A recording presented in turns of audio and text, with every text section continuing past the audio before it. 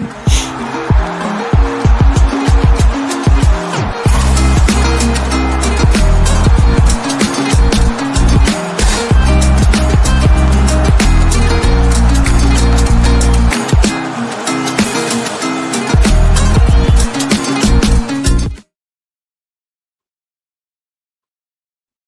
and welcome back to El Partido, yet another Spanish football podcast, but as always with this nostalgic twist. And I am absolutely buzzing today, ladies and gentlemen, because we finally got round to it. We're finally going to take this plunge, Paul.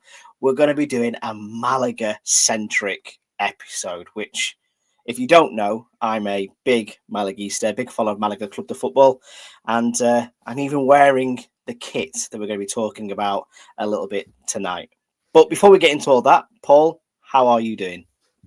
I'm doing well, Nick. I'm doing well. I know you've been looking forward to this, and it's been, what we know, maybe 10 episodes in, and you've been wanting to do Malaga, and we've got a Malaga one. So I'm happy. I'm probably not as happy as you are, but I am happy for this, and it's a good topic that we've picked as well, and it's one that we might follow up on again at some point further down the line, but we've got a lot to fit into this as well tonight. Yeah, we do. I suppose this is ever so slightly familiar territory because obviously, as we know, I used to host an English-speaking Malaga Club de Futbol podcast. But since we've branched out and taken on this new angle of football nostalgia, these two worlds converging is sort of my dream at the moment. So yes, I'm very excited to talk about this. And naturally, I think a lot of people are going to assume straight away what we're going to be talking about is going to be that Champions League season. And as you've already alluded to, that is a great topic. That is sort of brilliant. But I think there's many spokes to that wheel for me, starting with this one that we're going to be talking about today. So what we want to look at is something that was so not unique in Spanish football, because you've always got those big teams that can go out and do a bit of a splurge. Your Real Madrid, your Barcelonas, your more latterly your Atletis, who went and spent like 85 million euros on Julian Alvarez last summer. But at the time, you never really had sort of like that fantasy football element to Spanish football. You never had an owner come in and just splurge, did we, Paul? It wasn't really the done thing. It was much more about promoting from within. It was much more about picking up decent players from around you. But to come in and spend a large amount of money to try and achieve success was quite unusual for Spain, wasn't it? Yeah. This was something new for the time as well. I think you're right in saying as well that it was new for Spain because as we'll get into as well. Like at this particular point in time, there were some other clubs across Europe that had embarked on a similar thing, but not quite in the same style as Malaga. I think Malaga's got a unique story to it, which there's definitely something about this sort of two-year period, maybe 2.5 year period, where it's just a buzz to look back on, and and it felt like at the time like it was just kind of like, I don't know, football felt good then in general. Like there was a different world to it. It's another time we're talking about pre-VAR, and where the crowds were full. Stadiums were full. The crowds were behind the team. There was a good atmosphere in stadiums. It's important to say as well, I guess, that this is for the people who like English football. For comparison, this is I'd probably say at the peak of the Barclaysman era for and La Liga had its own thing going on with two pretty good players representing opposing teams, and they also had another 18 teams in the league who each had their own unique and in my opinion wonderful story to tell, that often get overshadowed in popular discourse by two giants. But as we're going to get into here, Malaga have a great story, not necessarily one that ends in in a positive note, but not all good stories end with a happy ending, but there's definitely a moment in time here that I think we're going to enjoy talking about. But I think certainly at the time, I enjoyed watching it unfold as well.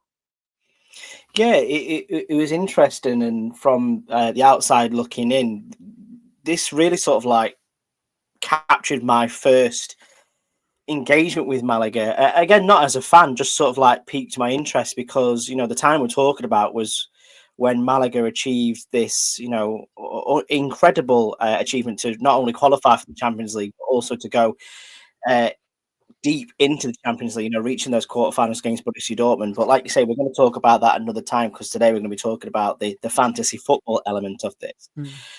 Really helped put them on the map and put them in the psyche of the wider viewing public, especially as we've spoken about many times on this podcast already.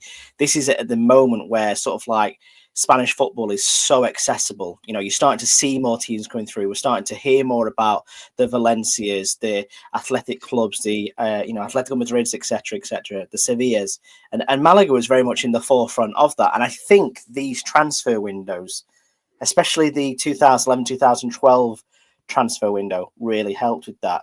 But what caused this was obviously probably not too dissimilar to something you've experienced yourself, Paul. But essentially, what happened in Malaga is that a rich man from the Middle East rocked up and decided that he wanted to buy the football. Now, he had obviously a lot of other interests in business on the Costa del Sol, but this was sort of like his mechanism to show that he's dedicated to the region of Malaga and things like that, and that is Sheikh Al Thani. So he comes in and he basically just completely transforms the club's fortunes. Malaga weren't a big spending club. They were a club that had sort of bounced in between La Liga and Segunda for much of the noughties. So they spent the early noughties out of La Liga, then they were in La Liga, then they were relegated, then they were back in it at first time of asking. And then all of a sudden, they're on everybody's radar because he takes over and then they also then qualify for the Champions League. So it's kind of like a perfect storm, really. And what we want to look at today is those players that really put them on the map and really helped them achieve, the massive success that they did. I suppose let's maybe talk about the season beforehand because, there's a big gap there. This wasn't a scenario where they signed a load of players and then they got in the Champions League. It wasn't quite like that, but it almost was, if that makes sense. So I'm just looking at the arrivals for the 2010 season, for example, Paul. Now, the season before that, they basically had only spent the best part of 1.6 million euros. They'd signed Adinho from Athens for 900k. They brought in the evergreen Duda for 700,000 euros from Sevilla, and everyone else was just free transfers. We're talking about Juanito from Almeria, Albert Luque from Ajax, who, if you remember, he was once on the parish of Newcastle. They weren't really interested in spending loads and loads of cash until they suddenly dropped 25 million in that 2010-2011 season. That must have been chalk and cheese as a Malaga fan, mustn't it? Yeah.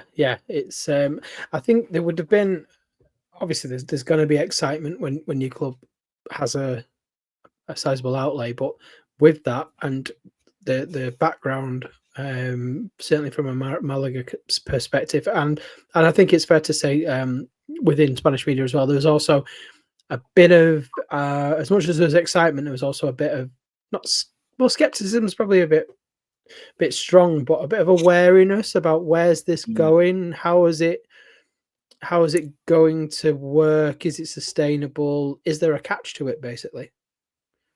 Yeah, I think there's with a lot of these kind of investments which are coming in, harking all the way back to maybe Roman Abramovich taking over Chelsea, for example. There was always, like say, this question: why is someone coming in and spending all this money? And I don't think that was ever really something that was accepted on the Costa del Sol. It was kind of like, just let's enjoy the ride, so to speak.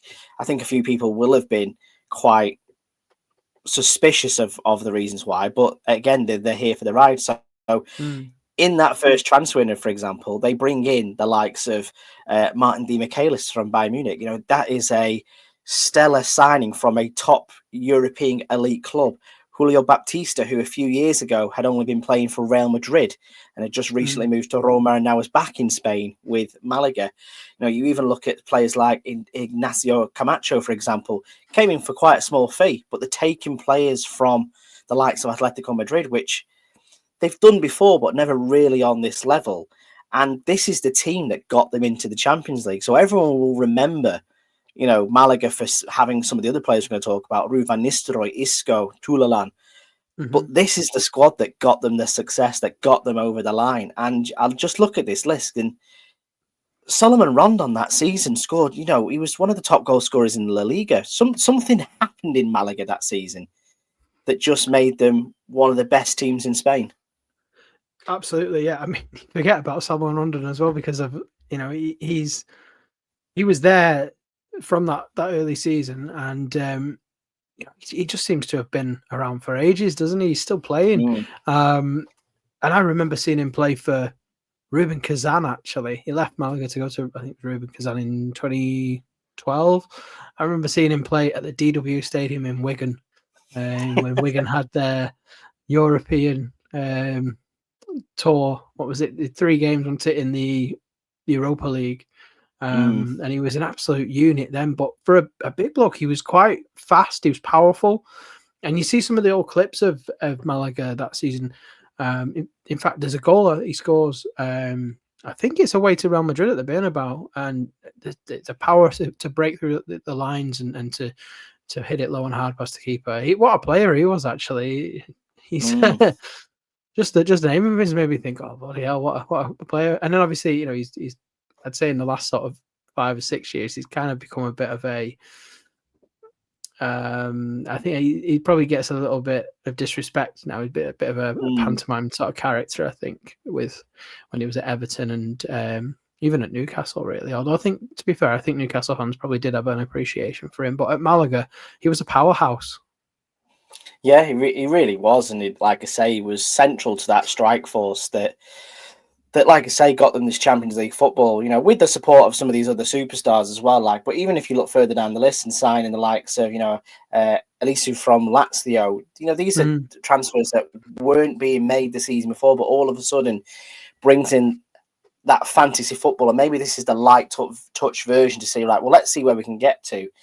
They would never have thought that they would have qualified for the Champions League in the way they did this season, finishing 4th in the league, behind the likes of Barcelona and Real Madrid, etc., with this squad that did really, really well. They brought in Willy Caballero with, I think, about a quarter of the season left to go on emergency loan. So it just feels like stars aligning for them for what would eventually become partly the super team that they would have for the Champions League. And that's the one we really want to talk about here, because this is the fantasy football element. 60 million euros splashed in one transfer window. Every single time they made a transfer, the transfer record was broken. And some of the players on this list, Paul, let's start from the bottom then. There was a couple of free signings. So again, this is a club that isn't just about spending money. But your first free signing is Ruud van Nistelrooy from Hamburg. Who would have thought that Ruud van Nistelrooy would end up playing at La Rosaleda for Malaga, given the career that he'd had? You know what I mean? It was such a surprise signing. Yeah, absolutely. And he goes on to get a handful of goals as well, doesn't he? He's not there just to sell a few shirts. He plays 30-odd games for the club. He's an important part of the team. And, he just come on a free. And you're right to point out that Willy Caballero came in the winter transfer window, didn't he, the season before, to help qualify. And Caballero, as we know, he goes on to have I think it's a 5-year spell with Malaga. But he's an important player who, certainly the Champions League run, he's a mainstay in the team. And then he goes on to follow Pellegrini to the Premier League. In fact, there's another player actually that we should mention that also came in the winter transfer window to help Malaga get that Champions League qualification. I think he only played about 9 or 10 games. In fact, I might let you guess. He's currently still employed at the time of recording, but he may not be for very longer. Do you know who I'm talking about? I'm Defensive midfielder.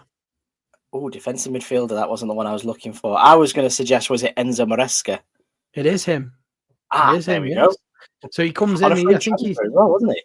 Yeah, he was. Yeah, I think he was. He had a few injuries, and he was looking to try and get some fitness. So I think in the December, he had a few sort of like trials here and there, but he ends up joining Malaga and playing a key part in the club getting into the Champions League and setting him up. And I think at the end of the season, he does go back to 2012. I think he goes back to Italy. But yeah, Enzo Maresca currently Chelsea manager. I don't know for how much longer, but you know he is Well, he is there.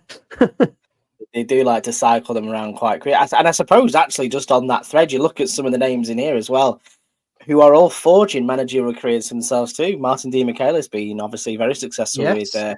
River Plate as of late as well. And I believe Camacho is also starting his career as a manager. Obviously, he Well, retired due to listen, injury. just think about the players we've named there. So we obviously we know Di Michelis goes on to be a manager, but he also goes to Manchester City, following Pellegrini there.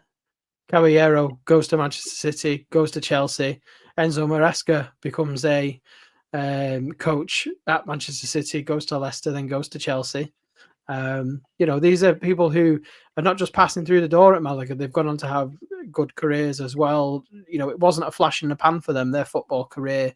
And obviously, Di Michelis has come from Bayern Munich, for God's sake. But, you know, it's like Malaga's not just like a payday for them. It's in some ways, it's a bit of a platform as well. Mm, yeah, I definitely agree on that. Like, I think Julio Baptista ended up at Arsenal just after going from Malaga as well. I'd probably have to double check that. But again, they're not, as you said, doing stepping stones here. This is them basically coming to create a squad. And as I said, the Ruud van Nistelrooy one's really interesting because obviously we'll know him from his time at Manchester United, you know, growing and watching in that Fergie side, an absolute fox in the box, you know, even at this age where he's probably, I think he was 1 year from retiring at this point because he retired the season after he crashed out of the Champions League. But he still had a decent return of 10 goals in that season and, you know, helped them get to where they were going to. So he, not only, we're kind of going back to that economics talk we had with Real Madrid Galacticos, you know, he was in that second era Galacticos as well, wasn't he, at Real Madrid? Yeah. So he's a pull that helps put Malaga on the map. Them announcing Ruud van Nistelrooy as a signing really, you know, rang the alarm bells for them on that front. But it's not just about statement signings to publicise. Some of these signings are key, brilliant bits of business that not only strengthen the team and take them to another level, but also, again, give them that Champions League experience as well. So Hakeem from Valencia and Isco from Valencia Bay at the time, I think he made a handful of appearances for the Valencia first side. Both coming in for a combined 10 million euros from Valencia, which, again, you just think that's not money that would ever be spent. Not even nowadays, teams aren't spending that kind of money in between Spanish clubs, unless you're one of the big three. That's a good point. It's, you know, we might see it sometimes if a player comes in from abroad, but you're right, inter club or inter La Liga transfers, you don't often see it in double figures, even now, and we are 14 years on. You know, it's a lasting, it has a lasting impression, this particular window, as far as Malaga are concerned. And obviously I know we're going to get onto other players as well, but I still feel like, as much as the money was, the cash was splashed or whatever it is you want to call it, I think that there was still an element of design. It wasn't just, but we'll take anyone. There was an idea here of how to play football, and you had to get the right parts for it. You had to get players that could work together. You can't just moneyball it, or Harlem Globetrotter it, as we've referred to before with like PSG at times. PSG is proving the point this season. And I think Malaga had got that right with the recruitment.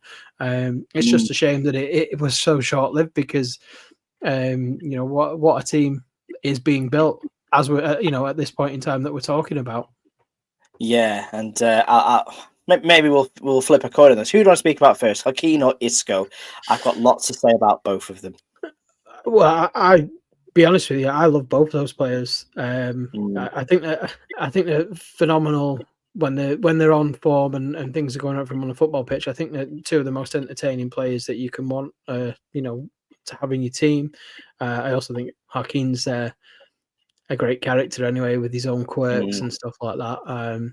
But I mean, Isco's so tidy, isn't he? And I'm so glad actually that he's had that. He's sort of his career as in the last 18 months, he's come back and he's had the opportunity to show how good he is. It would have been a real shame for him to sort of have, when his time up at Madrid, time was up at Madrid, for him to just sort of fade away. But I'm glad that he's had this renaissance that we've talked about before, coincidentally under Manuel Pellegrini. A very tidy player. And what was he at the time? Was he about 20, 21? I think this first season at Malaga.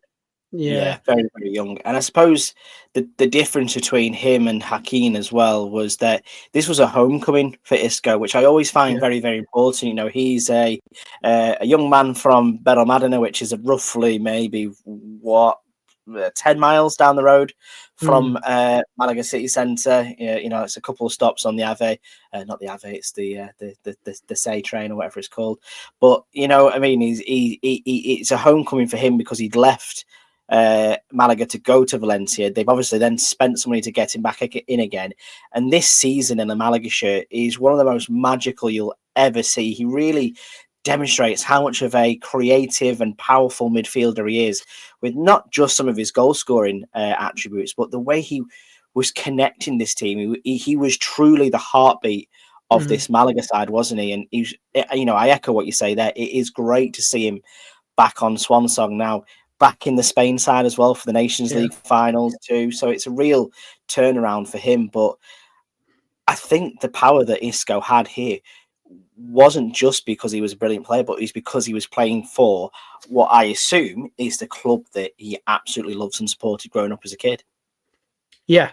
There's a romance to it, isn't there? And I think magical is the right word, because he was such a special player in a Malaga shirt in this period of time. And he looked as well like he was playing. They say this and it sounds very cliche and stuff like that, but he genuinely looked like he was playing with a smile on his face, which I don't think you can really say about his the majority of his time at Real Madrid. And I'm sorry if that upsets a few Real Madrid fans, but I think it's a fair observation. But the sky was the limit for this kid at the time. That season, you kind of thought he's got the world at his feet, really. What an impressive homecoming you called it, didn't you? Yeah, I think that's fair. And obviously, we can talk about Hakeem as well, who's just, there's that picture. I think it's in the opening credits as well for those that watch the show on YouTube. There's that still image, isn't there, of Hakeem with his arm around Isco and his fist pumping, isn't he? I think that's the season where that is the Champions League run, is it? Or it's where they've that's in the Champions League, that goal. Yeah. I think with Hakeem, what you get is obviously he's a serial winner. He's won La Liga, he's won the Copa del Rey with Valencia. And he brings that experience, but he brings that an aggression as well. And when you look at the way that Pellegrini set this side up, those partnerships that you get in this team are absolutely brilliant. And Hakeem's, connection with his strike force, whether it was Ruud van Nistelrooy or whether it was Salman Rondon, was just telepathic at times. He just seemed to be playing on a different level. And I think, again, just looking across this team, going back to Isco, the relationship that he had with Santi Cazorla.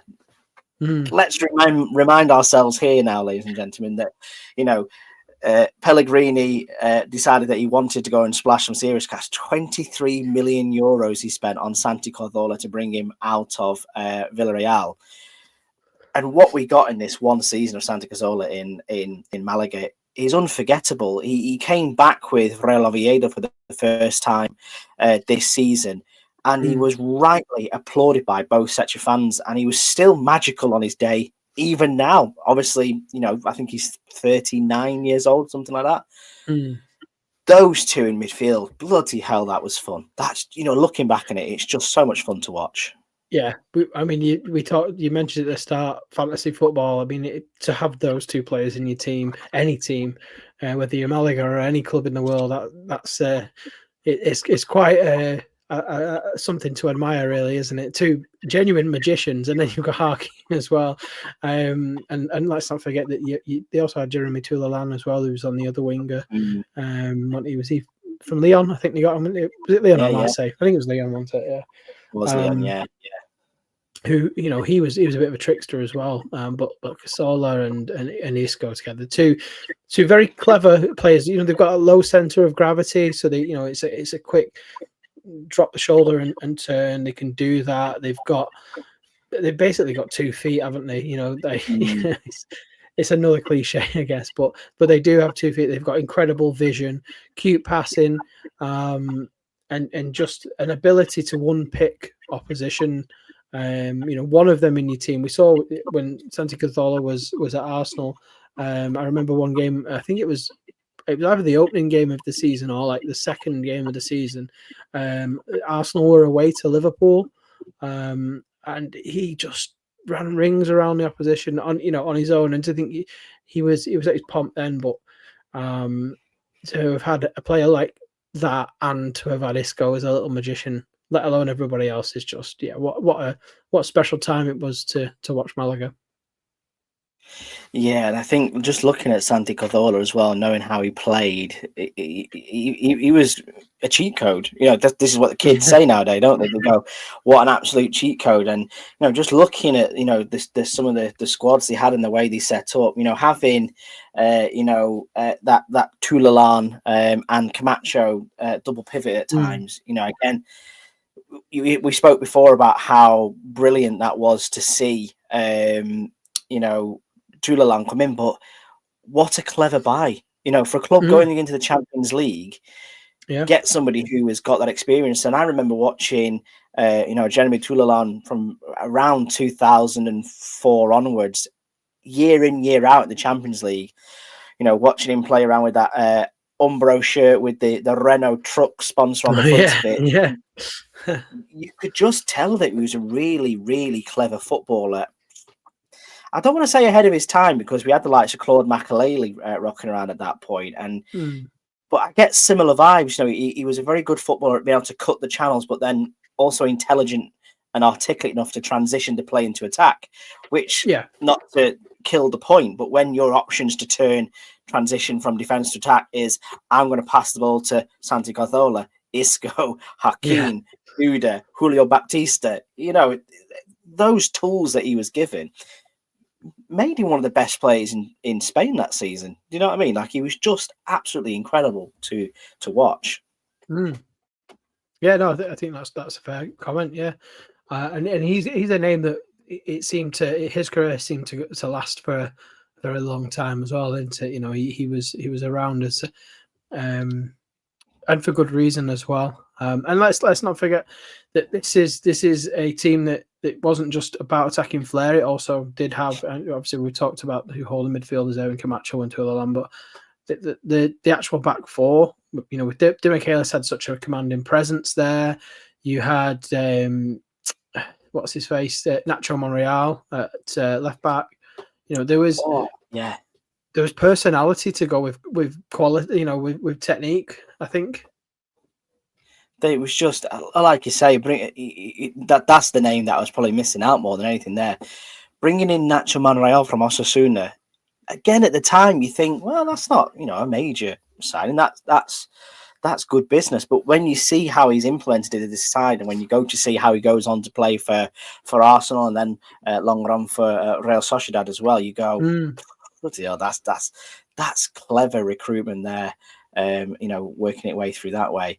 I'm just looking at, like you say, this and how they achieved that season.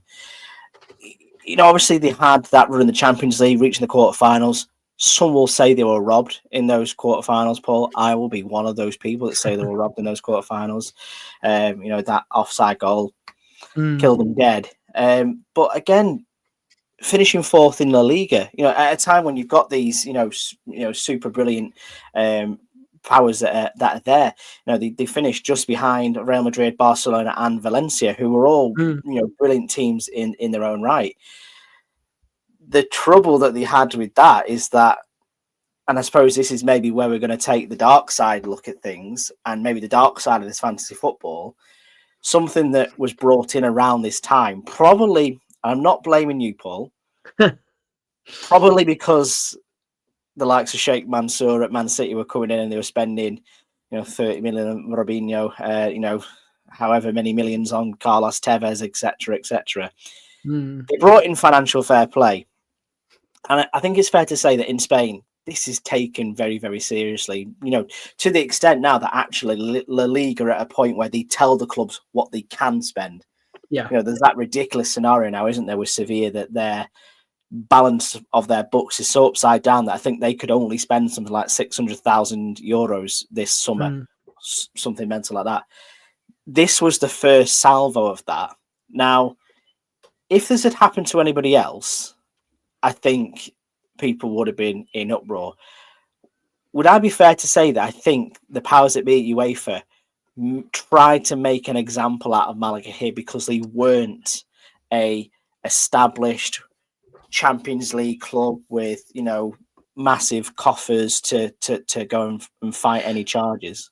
I would say it felt like that at the time, and it feels a little bit even more so now after so much time has passed. And I say that for the reason that obviously, the first club to get the ban for financial reasons, when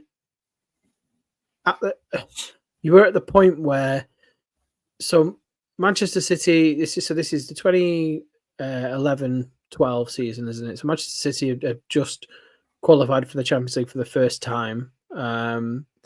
PSG were acquired, I want to say the summer of 2011, but I might be wrong about that.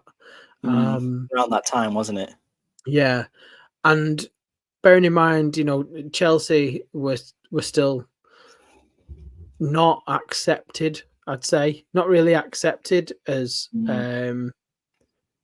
at the big table by a lot of clubs in Europe. Obviously, they'd had the Champions League final in Moscow was that 2007, I think, or 2008?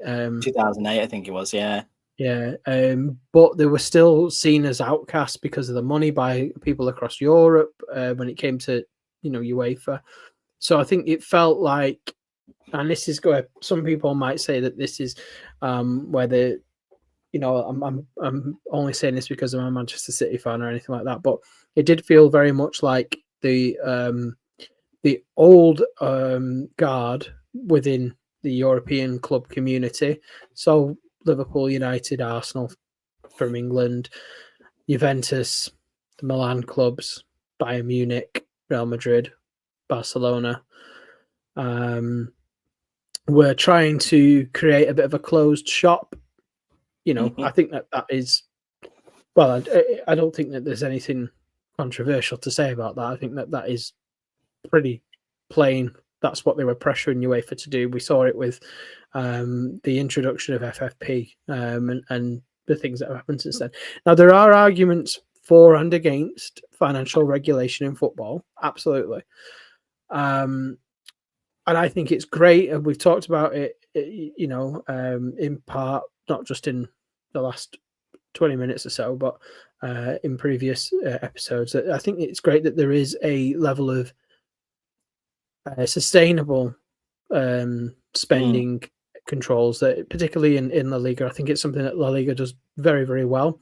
Some people would say to the detriment of clubs nowadays, but I don't, you've got to find a balance for it somewhere. But anyway, I just feel like this was a time where it was, let's try and make it a closed shop. And Malaga, I'm not saying this just because you're a Malaga fan or anything like that. I do feel like they were made an example of. I'd say there's arguments for other clubs in Spain in a slightly different way at a later point in time that I don't want to get into right now, that we can talk about in a future episode, perhaps, where they would also be made an example of by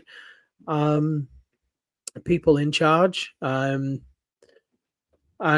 yeah, it's quite sad, that really, but that, I think that's what football was very much like at the time. And if I'm being honest with you, I don't think it's moved on much since then. No, I think if anything, it's got more bizarre, with I suppose FFP is now transferred into PSR. Yeah. So I think FFP still technically exists somewhere in the remit, but now you've got, ridiculous scenarios where clubs who finish 15th in the league can go and spend 120 million pounds before the transfer window even opens, like head scratcher. And I think for Malaga, like I say, there was nothing to stop them from wanting to go on and carry on and just grow naturally doing like I say, they'd reached the quarterfinals of the Champions League and they were knocked out. That's football. Like I say, it wasn't easy to swallow, but they did.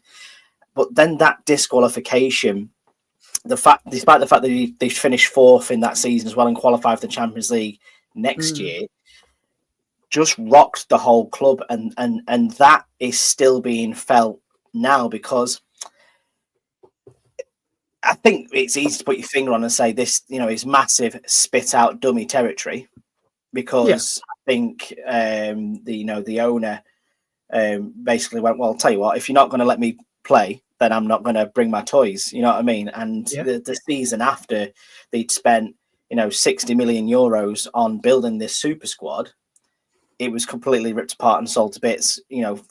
Not for scrap, so to say. But they made 55 million pound back. We look at some of the transfers we've got here of, you said the Salomon Rondon went to Ruben Kazan. That was for 10 million euros. Santi Cazorla to Arsenal for 19 million euros. Enzo Maresca, who obviously came in on a free, moved off to back to Italy with Sampdoria. Nacho Monreal to Arsenal for 10 million. So the clawback happens now, and it doesn't stop there. Like I say, it's like a bit of a slow death, because to replace that quality that they sold, you think, well, at least they've recouped some money, but they didn't spend a penny afterwards. Like I say, that summer they were restricted financially to bringing in loan transfer or free transfers, and they tried to keep the names in there. So they had, Javier Saviola, obviously he was well known for playing with Barcelona, Real Madrid, but he's at the end of his career. He's 30 at the time. Rocky Santa Cruz from Man City, coming off the back of a bit of a difficult time under Mark Hughes. He's coming on loan. Piazon, Diego Lugano. So again, they're replacing them with known names, but it's not the same quality that they've lost, and that's just sad to see, isn't it?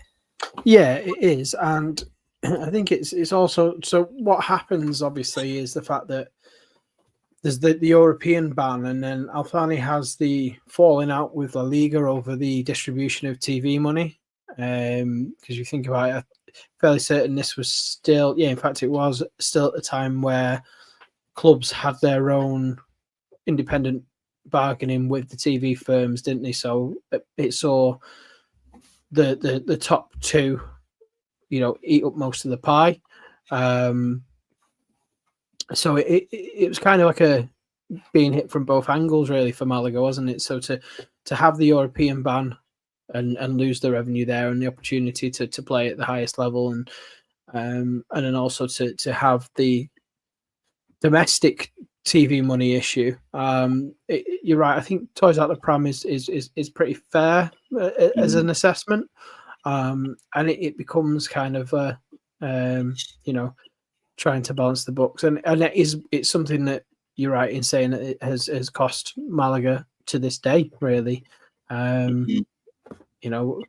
Like to think, and I'll have to defer to you for confirmation or rejection of this, and to our friends at the Spanish Segunda show. I'd like to think that Malaga are on their way back now, but it's a slow and long, laborious climb back up the mountain, isn't it? But it does stem from this point in time, and it's kind of like it's not quite, to be like all romantic or philosophical about it, but it's not quite Icarus, is it? But they do have this moment where it's kind of like absolute dreamland of, you've got a fantastic squad, you cruelly and unjustly eliminated by Borussia Dortmund in the Champions League, and then it kind of all comes crashing down. And but some of the players that move on, and it's not like it burns out quickly. There's still some good performances and good players that linger on for the next few seasons. And it's not until, was it 2018, the relegation from Primera to Segunda happened, I think, wasn't it? So the club does carry on, but it's kind of like it's all stemmed from this one point in time, really. I think it's like you say. I suppose the biggest thing from a Malaga perspective, it's the opportunity. They don't come knocking often, and I suppose I can maybe look at that with my Malaga glasses on. I could maybe even look at it from my Blackpool glasses on as well. That promotion to the Premier League and the opportunities that could have come with it that were extrapolated from the club more than anything. Like you say, they hang on in La Liga, and they finished mid-table for a few years, and but the quality just isn't the same. They sell Isco to Real Madrid 2 years after the Champions League run, 24 million. Tulalong goes to Monaco. Dean Michaelis goes to Atletico Madrid. Batista goes to Cruzeiro in Brazil. So, and the players that come in after that, are you've got Christian Atsu on loan from Chelsea, for example. Good player, but he's not the same level as Hakim, who went to Fiorentina. You've got the likes of Pablo Fornals in a very young age. It's going back to what they had before that initial fantasy football investment, where they were kind of like just piecing squads together with loan signings and decent, players from here, there, and everywhere. And ultimately, I think that's why they ended up getting relegated and ended up falling as low as the Premier Ref a couple of seasons ago. It's managed decline, isn't it? There's no other way to describe what happened here, but to go from that height to that there is just, it's unbelievable, really, isn't it? Yeah, it is. Yeah, and there's kind of like a strange pattern to it, but it'll be one of those things that I think maybe won't be appreciated until another few years have passed, where the club is stabilized again at the level that it probably should be at, which is, in my opinion, the top end of Segunda to the bottom end of Primera. And I hope that doesn't offend you, Nick. But it's I'll take it. I think it's that it's gonna take some time as well for things to settle down. Obviously, there's all change going on at the moment. There's the new stadium development, or there's proposed stadium developments, isn't there? And it's needed to take place.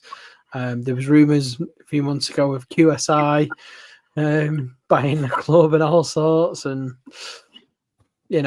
but So something needs to happen with it, obviously, because I think, obviously, the crux of this matter comes down to that one individual, and that is the Sheikh, who isn't allowed to run the club, but he's still the president of the club. And there's all these court cases and issues and things that are happening behind the scenes and off the pitch. But ultimately, Malaga right now are under custodianship and we aren't flexing, and we're getting to a point now where teams in Segunda are flexing and they are making that shout to be in with the La Liga, but nothing will happen to Malaga until that is resolved. But this all stems back to this point, yeah. Was it spitting dummy out, or was it?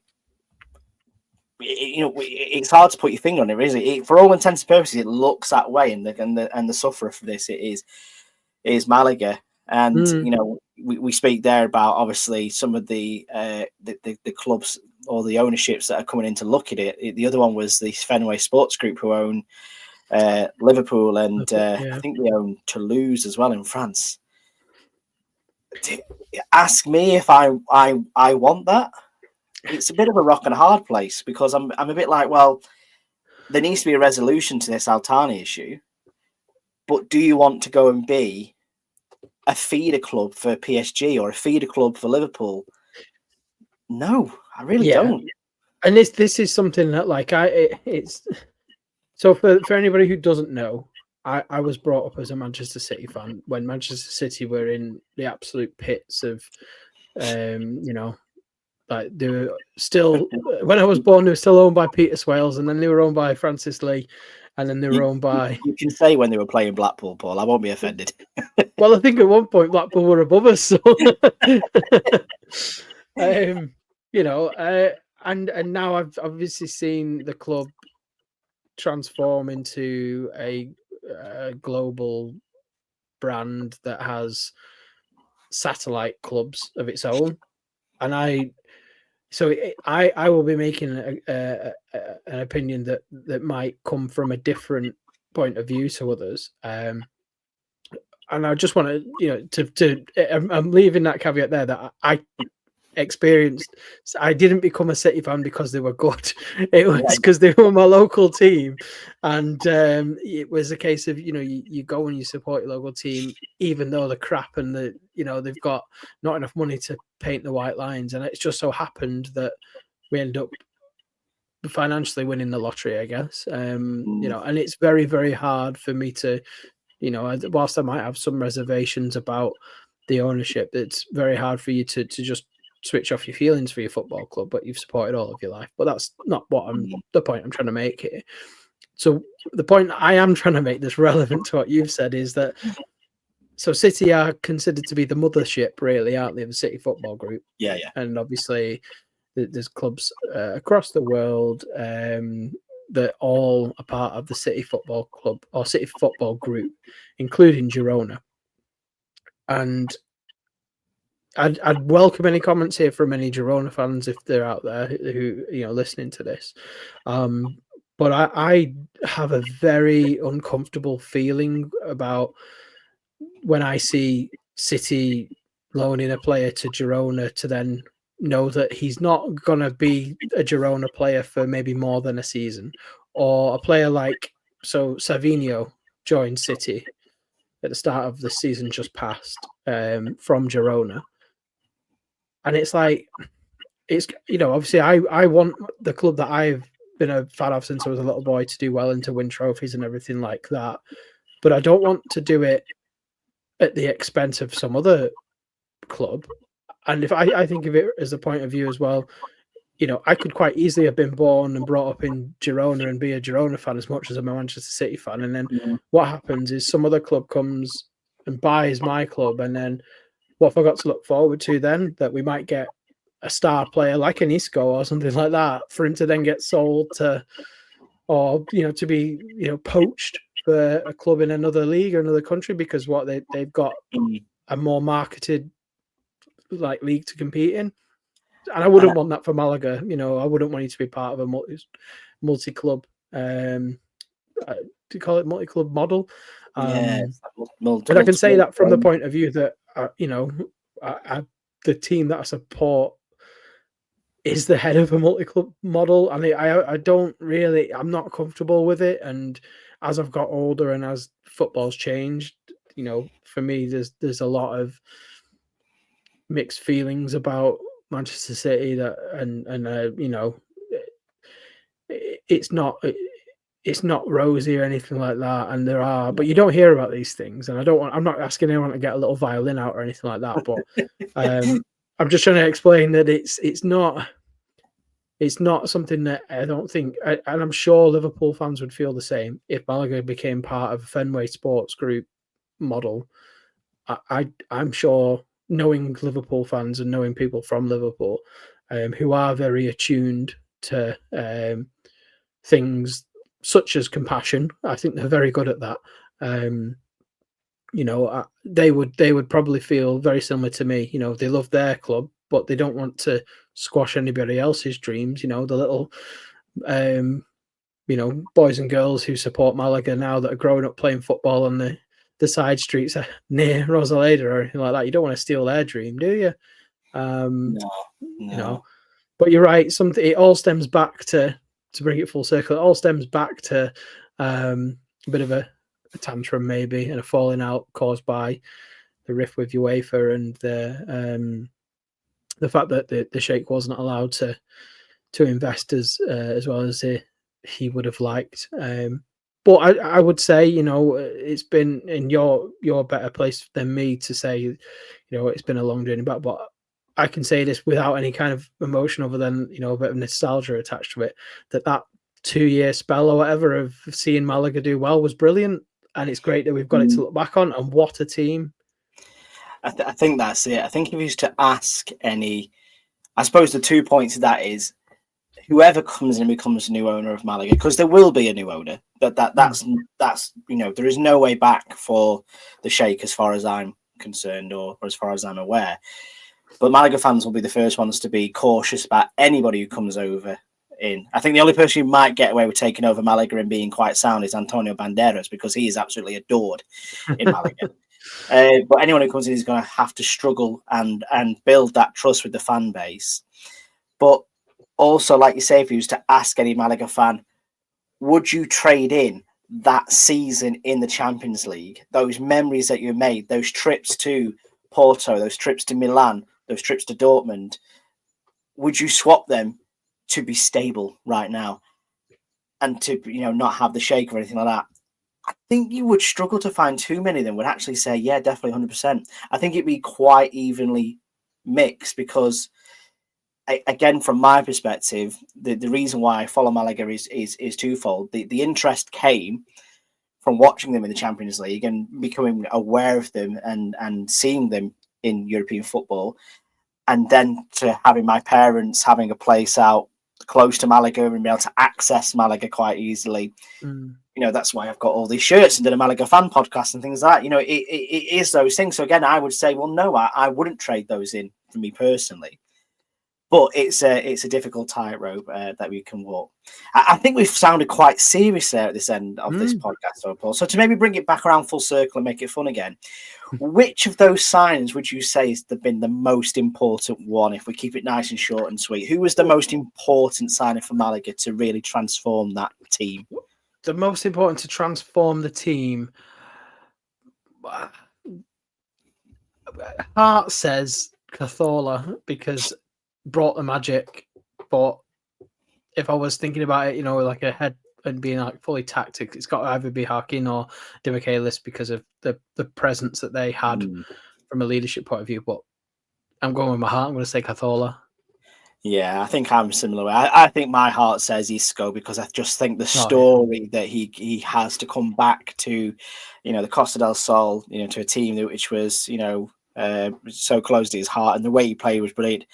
The head, and this is going to be the second time in as many weeks as we discuss this man, Manuel Pellegrini. We've not really spoken about them, but this is his time in Malaga, being picked up and put back in.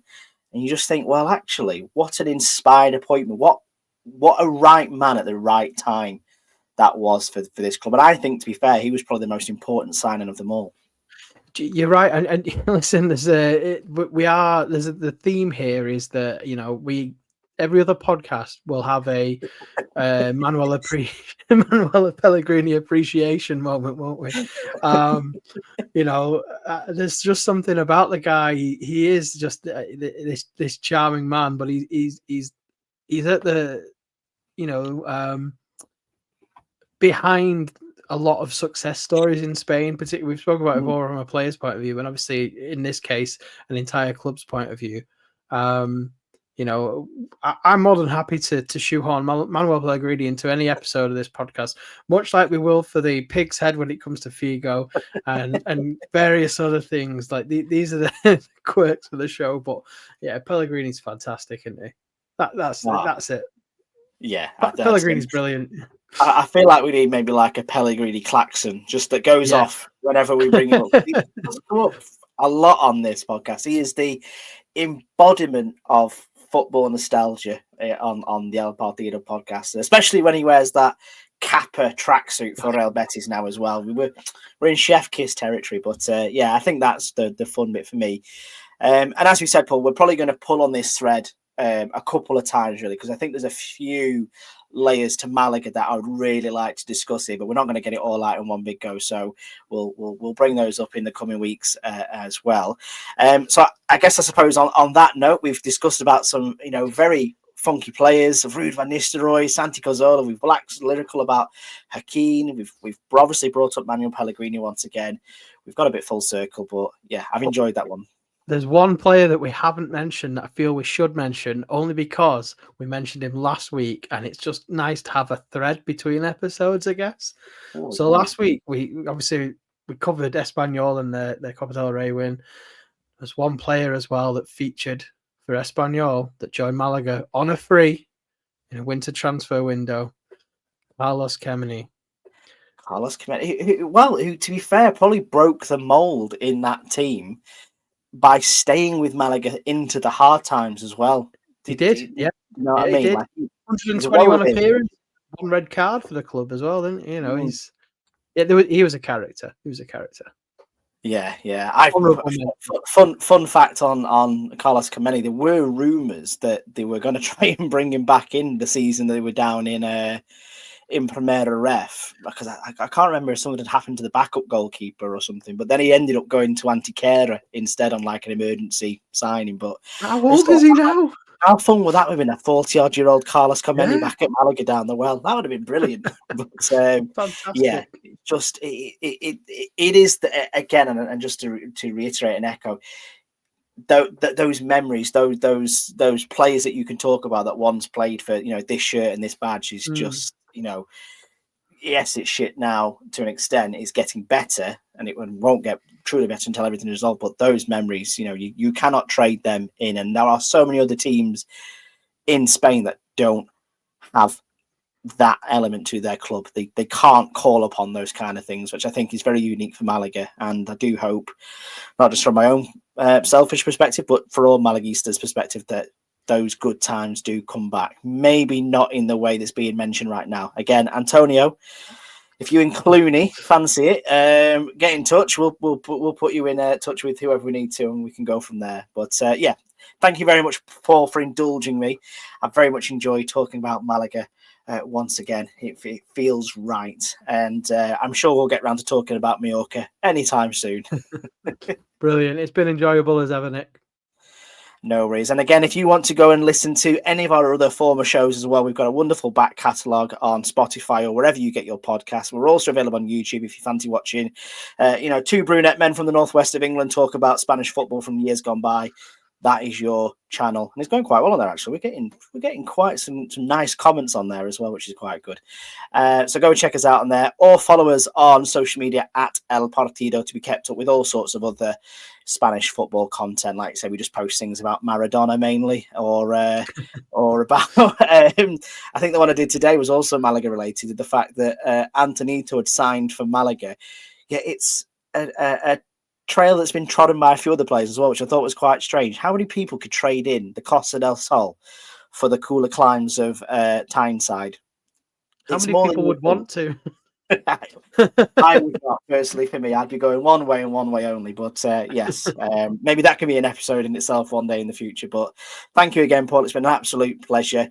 We'll speak again next week. And thank you to you guys listening at home. And we'll catch you on the other side. Hasta luego.